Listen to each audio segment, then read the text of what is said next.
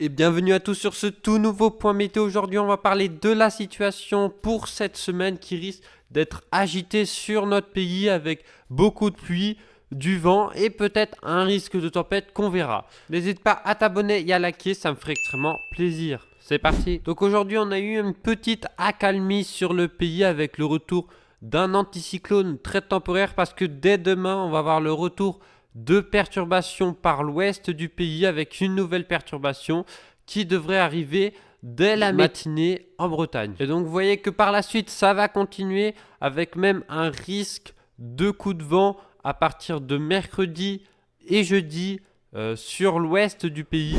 Donc on attend beaucoup de pluie pour cette semaine, surtout sur le sud-ouest où il va tomber presque 150 mm, on va être entre 100 et 150 pour le sud-ouest du pays. Et puis on aura aussi beaucoup de pluie sur le nord-ouest, du côté de la Bretagne, où les cours d'eau sont déjà hauts avec plus 80 mm. Aussi beaucoup d'eau du côté des Alpes. Et du coup, à partir de mercredi, on devrait avoir un resserrement isobarique sur le sud des îles britanniques. Et donc qui pourrait provoquer un coup de vent sur l'ouest du pays, on voit ici.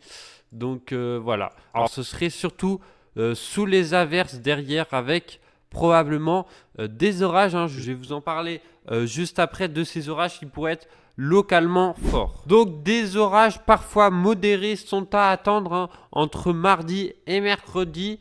Alors mardi, ça sera plutôt du côté du sud-ouest où des averses parfois orageuses et aussi avec des phénomènes tourbillonnaires à l'intérieur, aussi de la grêle. Pour mercredi, ça va s'étendre plus au nord. Donc là, c'est vraiment toute la côte atlantique qui est concernée. Donc voilà les orages, par exemple ici avec Harmonie, qui voit bien des orages assez organisés le mardi après-midi du côté de la Gironde.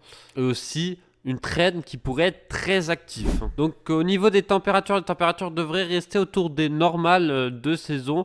Donc entre 10 et 11 degrés pour l'ouest. Un petit peu plus froid du côté de l'est, 7, 8, 9.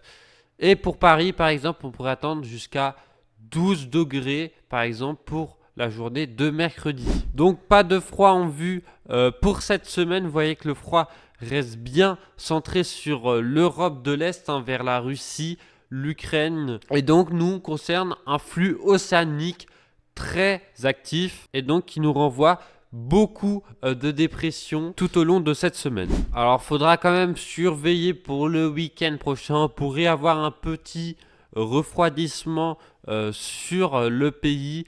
Alors ce refroidissement n'est pas encore sûr et donc je vais pas en parler plus que ça. Donc au niveau du vortex polaire, il est plutôt stable pour l'instant. Du coup le split est toujours confirmé pour le 14 février. Donc il y aura une vidéo qui sortira sur ce sujet. Mais pour l'instant, on ne voit pas de conséquences sur le long terme.